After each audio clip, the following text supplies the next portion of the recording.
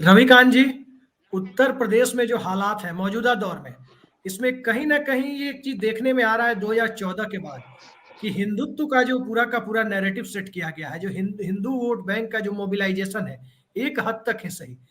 उसमें डोमिनेंट बनाम non dominant community, जैसे यादवों में यादव बनाम नॉन डोमिनेंट कम्युनिटी जो थी, गैर यादव, उनमें भारतीय जनता पार्टी ने घुसपैठ की। जाटों के बरक्स नॉन जाटो जातियों में भाजपा ने घुसपैठ की। लेकिन 2017 में मुख्यमंत्री बनाया गया उत्तर प्रदेश में ठाकुर साहब को, और उसकी जो घटनाएं उत्तर प्रदेश में घटी, चाहे हाथरस में घटना घटी या कई अन्य जगहों पे घटनाएं घटी हैं, जो बलात्कार की घटनाएं घटी, चिन्मयानंद के ऊपर आरोप लगे, भाजपा विधायक कुलदीप सिंह आरोप लगे, और इन सब के बीच एक वो घटना भी आई जब उत्तर प्रदेश में सामंती समाज के लोगों ने एक दलित दूल्हे को घोड़ी पर से उतार दिया।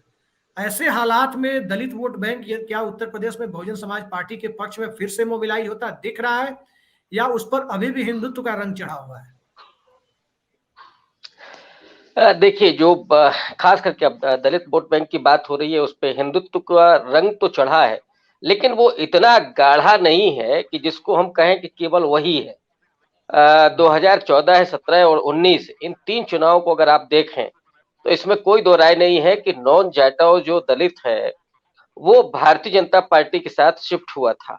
लेकिन उसकी एकमात्र वजह हिंदुत्व नहीं है, उसकी बहुत बड़ी वजह थी वो 15 लाख का सपना, वो विकास, वो विश्व गुरु भारत, वो रोजगार का मिलना, वो आर्थिक तरक्की होना, ये तमाम ऐसे कारण थे जिस वजह से, और स्वाभिमान, भागीदारी, ये जो तमाम प्रतिनिधित्व का मामला था, उस वजह से जो कहीं मायावती की वजह से या मायावती के रिजिम में नहीं मिल पाया था, जहां उसकी थोड़ी सी अवहेलना हुई, वो अपनी भागीदारी को सोचता था कि हमको क्यों नहीं मिल रही है, इसको कैप्चर किया बीजेपी ने और आरएसएस ने। उसमें एक हिंदुत्व का रंग भी है, वो पूरा मूवमेंट चल ही रहा है, वो राष्ट्रवाद भी है, लेकिन बड़ी वजह मैं समझता हूं कि विकास का जो पूरा एजेंडा है वो था, और लिहाजा उस वजह से वो भारतीय जनता पार्टी के साथ जाता है। लेकिन आज जब जो आप परिस्थितियां गिना रहे हैं कि जहां दलित लड़कियों के साथ बलात्कार हो रहे हैं, दलित कोई लड़का अगर मूछ रखता है तो काट दी जाती है, अगर वो घोड़े पर दूल्हा बनकर चढ़ना चाहता है तो उसे उतार करके नीचे उतार दिया जाता है, अपमानित किया जाता है, कहीं पेशाब पिलाई जा रही है, कहीं दरोगा ये कह रहा है कि जो दलित औरतें होती हैं मजे लेने के लिए होती हैं। ये जो तमाम परिस्थितियां हैं, और उसमें रोजगार नहीं है, और इस रेजिम में तो यहां तक हुआ कि दलित और पिछड़ों के साथ अगर कहीं नौकरियां भी निकली हैं तो हालात ये हुए हैं कि कहीं एनएफएस कर दिया जा रहा है, या कहीं साहब आपको दलितों की नौकरियां हैं वो खाई जा रही हैं। 69,000 भर्तियों में हम लोगों ने देखा कि पिछड़ों को आरक्षण ही नहीं मिला। बद्रीनारायण जी जहां बैठे हुए हैं वहां अभी एक बड़ा मुद्दा आया कि साहब ओबीसी के एसोसिएट प्रोफेसर पद पर तमाम उन नियुक्तियों में एनएफएस कर दिया गया। तो ये जो स्थितियां हैं, इन स्थितियों में चाहे वो दलित हो, नॉन जाटा हो, या पिछड़ी जातियां हो, वो भारतीय जनता पार्टी के उस चक्रव्यूह को तोड़ करके आज बाहर जा रही, और यही वजह है कि आज बीजेपी कमजोर हुई है। हाँ, लेकिन जो आपका सवाल था कि क्या वो बीएसपी की तरफ लौट रहा है, ये मुझे लगता है कि थोड़ा सा मुश्किल है ये कहना, क्योंकि खुद मायावती एक तरह से बीजेपी की बी टीम बन गई, और ये जब आरोप उनके ऊपर लगते हैं तो उन्होंने डिनाई भी नहीं किया, और यही वजह है कि दलितों में भी ये बात चली गई है, अन्य पिछड़े तबकों में भी ये बात चली गई है कि साहब मायावती जो है वो बीजेपी के साथ मिल चुकी हैं, और इसलिए उन्हें वोट करने का मतलब है कि बीजेपी को मजबूत करना। इसलिए जो अम्बेडकराइट तबका है, जो भारतीय जनता पार्टी के उस हिंदू राष्ट्र के को हराना चाहता है, जो जिसकी बात स्वयं बाबा साहब ने कही थी कि हिंदू राष्ट्र बनने का मतलब क्या होगा, और उसका परिणाम हम लोग देख रहे हैं। कहीं ईडब्ल्यूएस के नाम पर सब पूरा सवर्ण तबकों को आरक्षण दिया जा रहा है, या लेटरल एंट्री के द्वारा सब कोई नौकरी, जो 15 साल में संयुक्त सचिव लोग बनते थे, वो वहां सीधे तौर पर उनको प्रवेश कराया जा रहा है।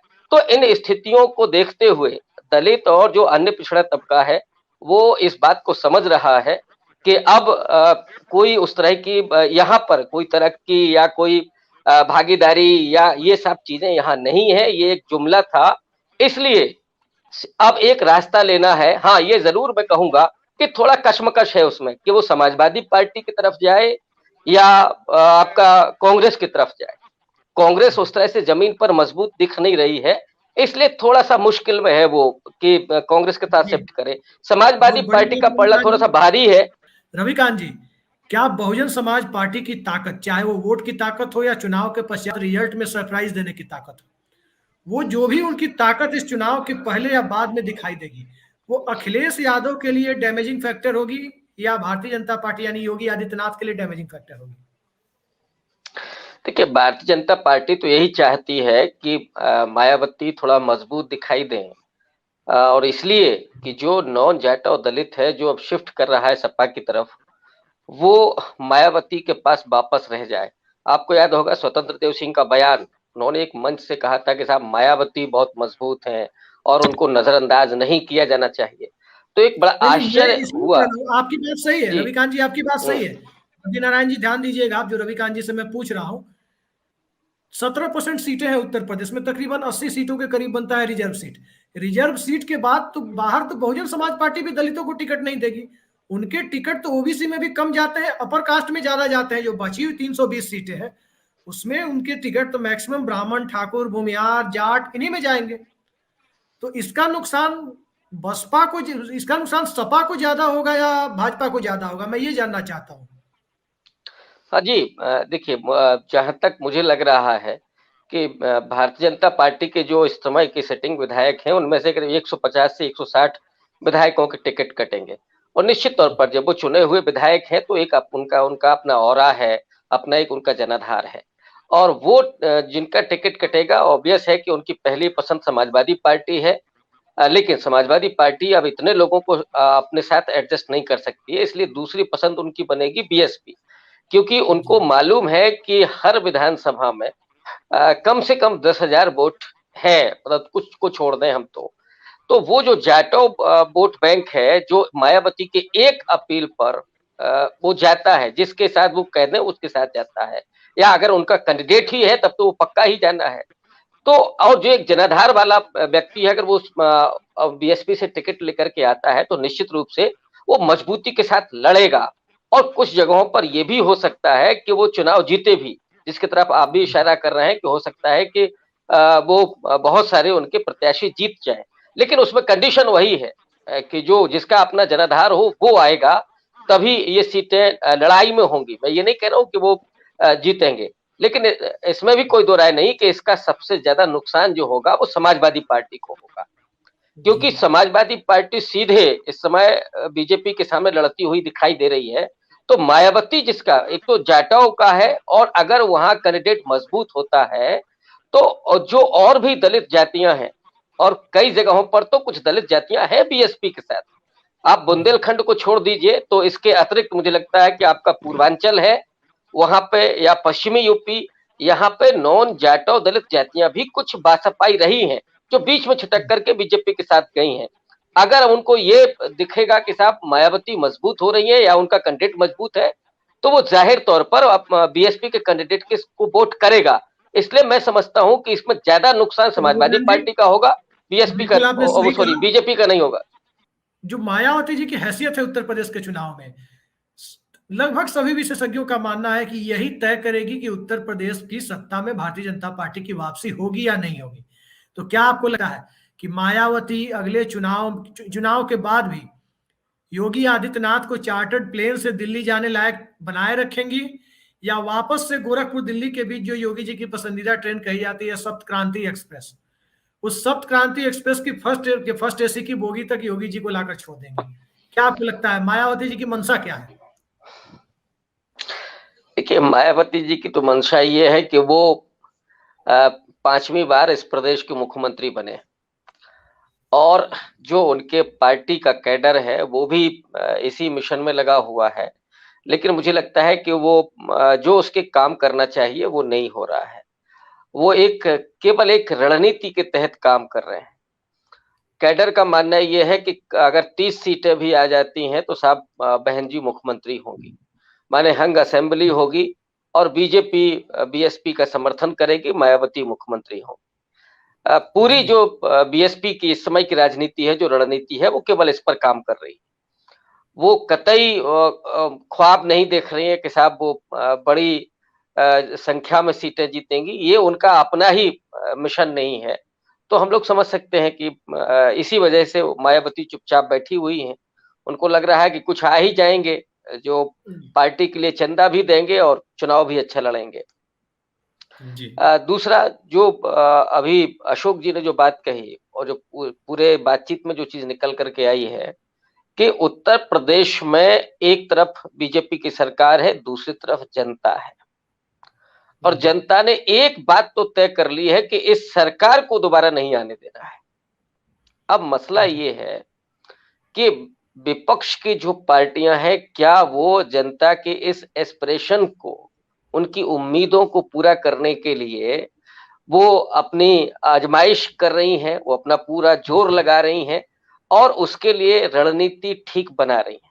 मसलन अखिलेश यादव लड़ाई में है सीधे तौर पर, लेकिन वो जो ब्लंडर कर रहे हैं, कभी आप जिन्ना को लेकर के आते हैं, कभी आप लाल चुनरी और ये सब बातें करते हैं।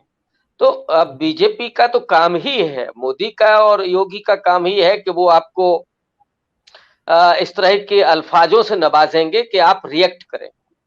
ये जो अखिलेश यादव का लगातार लूज टेम्पर करना है या रणनीति ठीक नहीं, कि आपको तो केवल बेरोजगारी, गरीबी, महंगाई, नौजवानों के सपने, किसानों की समस्याएं हैं, इनको आपको सामने रखना है।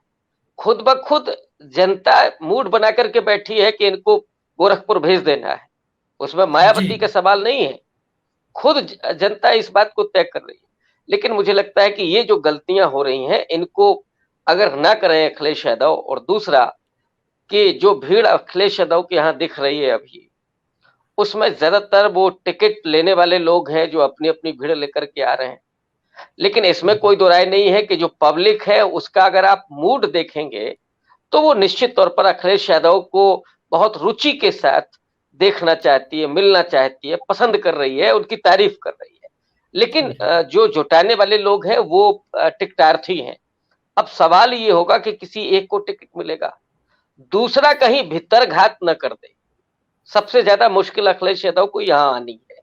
और अखिलेश यादव अगर ये कर जाते हैं कि मान लीजिए किसी एक विधानसभा में 4 लोग हैं, उसमें से 3 के साथ अगर वो ठीक ढंग से बात कर ले जाते हैं, उनको कन्विंस कर लेते हैं, तो मुझे लगता है कि भारतीय जनता पार्टी को चुनाव हारना बहुत कठिन नहीं है।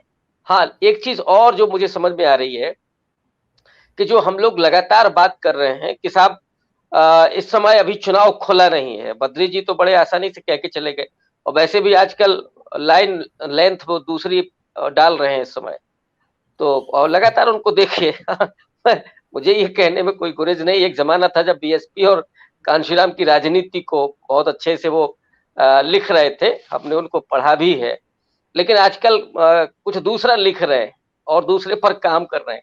आज ही द प्रिंट में उनका लेख है, वो पूरा जुगाड़ बता रहे हैं कि योगी आदित्यनाथ कैसे चुनाव जीतेंगे। बहरहाल कि ये कहना कि साहब अभी चुनाव तय नहीं हुआ है, मुझे लगता है कि चुनाव तो तय है।